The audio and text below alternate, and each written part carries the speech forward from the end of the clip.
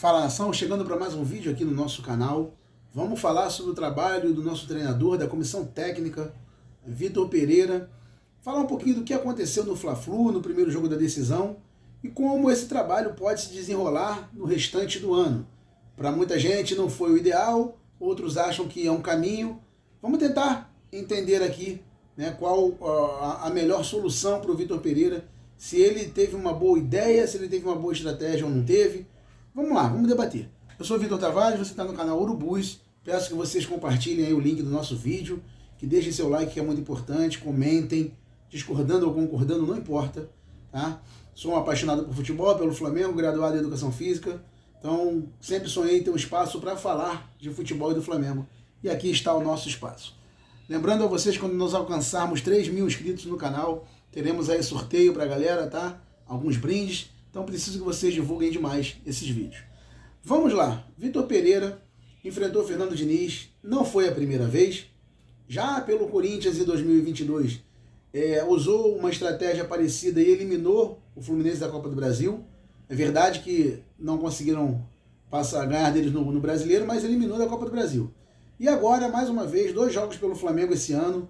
O Flamengo fez um ótimo jogo na primeira vez que se encontraram ali, pelo menos no primeiro tempo, muito dominante. E com uma escalação bastante diferente agora no primeiro jogo da decisão. Vitor Pereira ousou, deixou o Gabigol no banco, os motivos todo mundo já sabe, o Gabigol tinha problemas físicos, não treinou a semana toda, havia conversado que queria mudar o posicionamento dele no campo, enfim. Muita coisa aí já ficou clara, porque nas próprias entrevistas, tanto do jogador quanto do técnico, eles deixaram claro para que não tivesse burburinho por aí. Agora, para enfrentar o Fluminense, que é um time que tem muita posse de bola e qualidade na saída de bola quando sob pressão, Vitor Pereira criou uma estratégia de colocar homens de mais velocidade nas pontas, tá? E tentar explorar isso, mantendo o seu atacante na área, que é o Pedro, que está fazendo muito gol, que como a gente brinca no futebol, está cheirando, está fedendo a gol, então não poderia sair. Nas condições que a gente estava, sem a Arrascaeta, sem um Gabriel no melhor das suas condições físicas, com Everton Ribeiro sem estar no melhor das suas condições físicas, com o Gerson ainda rateando muito, ainda não tendo se encontrado, o Flamengo precisava de uma coisa nova, de um fator novo para enfrentar o Fluminense do Fernando Diniz. E esse fator novo veio nessa escalação. Vamos lá. O Flamengo não pode jogar reativo. O Flamengo não jogou reativo. O Flamengo não pode jogar dando a bola para o adversário. O Flamengo fez isso em uma parte do jogo. E isso tá ok, um jogo tem 90 minutos, tudo é possível a depender do seu adversário. Então o Flamengo começa o jogo com uma pressão inicial na marcação, na saída de bola do Fluminense, consegue atrapalhar a saída deles, consegue finalizar umas 2 ou 3 vezes, depois o Fluminense equilibra um pouco, e por que eu digo um pouco? Porque muita gente está colocando o Fluminense como se fosse uma coisa absurda, o melhor futebol do mundo, e está longe disso. O Fluminense equilibrou, mas as chances claras de gol do Fluminense saem de 2 passes errados. Um do Gerson e outro, se eu não me engano, do Léo Pereira. Passes muito errados, displicentes, bizonhos. Mas então o Flamengo estava espaçado. Sim, realmente quando você tem aquela linha compactada de 5, que estava dando muito certo na linha defensiva. Muito certo mesmo. O Fluminense quando chegou 3 vezes lá, todos impedimento, não conseguiu finalizar, tirando os erros de passe dos nossos jogadores, né? E aí você só tinha Thiago Maia e Gerson à frente dessa linha, com França, Cebolinha e Pedro tentando dar uma pressão. Isso em alguns momentos do primeiro tempo atrapalhou o Flamengo.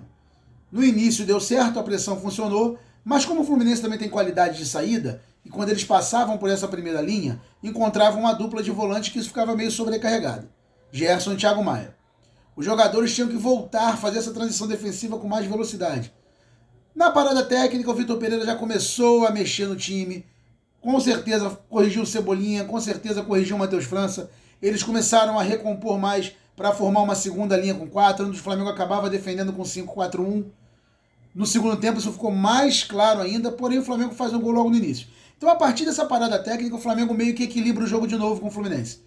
Tá? Quem está olhando o jogo, querendo analisar e não na emoção da torcida, vê que o Flamengo equilibra o jogo. As melhores chances de gol, não foi um bom jogo, não foram chances claríssimas, mas as melhores chances de gol do primeiro tempo foram do Flamengo.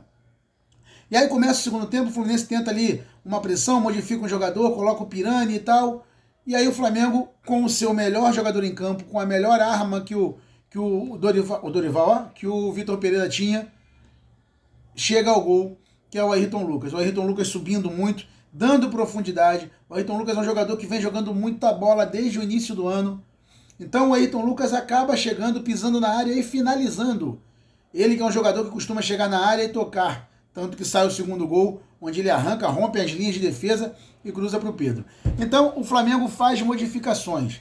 Já com 1-0, né? Vitor Pereira faz modificações. Modificações essas que foram pensadas, estratégicas, tanto que tem o vídeo de bastidores da Flá TV, onde o Gabigol fala, o Everton Ribeiro fala, eles falam exatamente quem entrar no segundo tempo, ou seja, eles já sabiam que haveriam essas mudanças. A estratégia foi traçada e ela foi executada da maneira que o técnico previa, que o técnico imaginava antes do jogo. Isso pegou o técnico adversário de surpresa. Por mais que o Flamengo tenha deixado alguns espaços, me parece que esses espaços foram propositais. Porque quando você diz que só tem o Gerson e o Thiago Maia à frente da linha defensiva, você meio que convida o Fluminense a sair com seus laterais. Mas espera aí, vai sair com seus laterais e vai deixar Matheus França e Cebolinha em condições de atacar a sua profundidade? Então muita coisa é duelo tático, gente. Se não é o ideal, se o torcedor do Flamengo quer o vai pra cima deles, Mengô, tudo isso a gente compreende.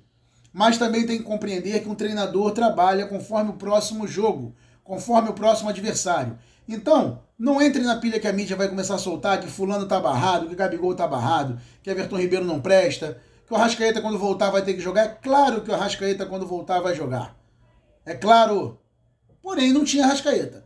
Então, o Flamengo que nunca consegue ser efetivo sem o Arrascaeta, foi um Flamengo efetivo dentro da sua proposta. A proposta era marcar forte, ter muita intensidade, ter muito vigor, roubar essa bola e ligar nos homens de velocidade. Essa era a proposta. E essa proposta carregou o primeiro tempo inteiro em equilíbrio. Momentos de dominância de um, momentos de dominância de outro, equilíbrio na sua maior parte. Por que eu falei tudo isso sobre o Fla-Flu? E aí ainda tem mais um pedaço. No segundo tempo, quando o Flamengo está com 1-0, ele coloca os jogadores que ele pensou para cadenciar o jogo. Agora eu não quero mais uma bola para sair em velocidade. Agora eu quero que o Fluminense saia e eu tenha o controle do meio do campo que eu perdi na minha opção de primeiro tempo. Foi uma opção minha. Perdi o controle de meio campo, mas fechei bem a última linha e tentei pressionar a saída. Essa pressão ainda tem que melhorar. Eles têm que definir a hora que vai pressionar, a hora que vai cortar a linha de passe. Por isso que ainda tem umas brechas a acertar, mas treinamento e andamento da temporada para isso se resolver. Agora, Flamengo com o time já cadenciado, segurando bola no meio campo, troca passes por mais de 1 minuto e faz o segundo gol. Poxa, o Flamengo podia ter tentado o terceiro. Poderia ter feito. Uma bola que o garoto Matheus França prendeu demais e tal, não deu passe. Mas o Flamengo já estava com o resultado à mão.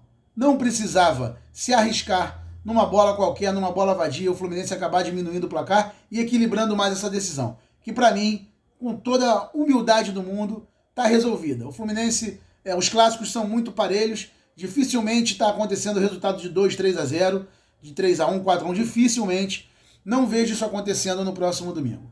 Então, porque falando da evolução do trabalho do Vitor Pereira nesse vídeo. Agora vamos enfrentar o Alcas pela Libertadores.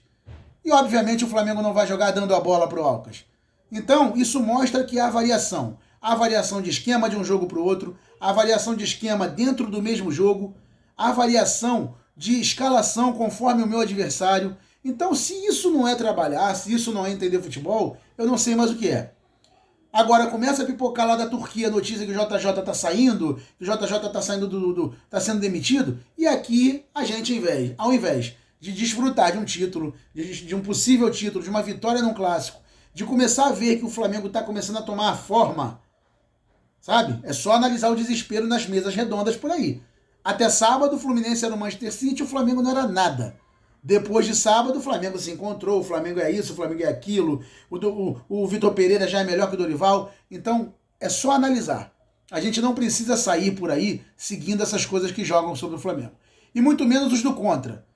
Os do contra, que qualquer coisa querem arrumar um problema. O Flamengo ganhou, mas não jogou bem. O Flamengo ganhou, mas não convenceu, pelo amor de Deus. Final de campeonato, decisão, clássico, Fla-Flu, jogo duro, retrospecto recente ruim pra gente. E as pessoas estão preocupadas se jogou bem, se jogou mal numa decisão. Vamos lá, né? Então, a minha visão do Vitor Pereira. Falei tudo aqui que ele fez em um jogo só. Que ele já vem tentando, mas que dessa vez deu certo. Ah, e a linha de 3 não me importa. Gente, nós acabamos de ganhar talvez a melhor qualidade nessa linha de 3, que é o Felipe Luiz. Então essa linha de 3 vai perdurar. Ele variou a linha de 3 durante o jogo também, para quem não acompanhou com calma e atenção.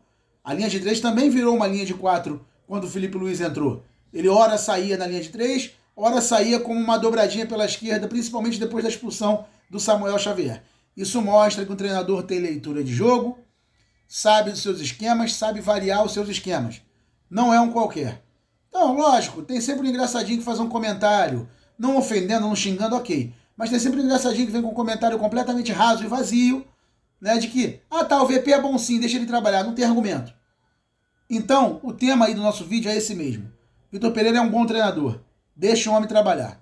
O Flamengo já começa a assustar todo mundo, porque ninguém esperava, entre os antes, que ganharia de 2-0 do Fluminense na decisão.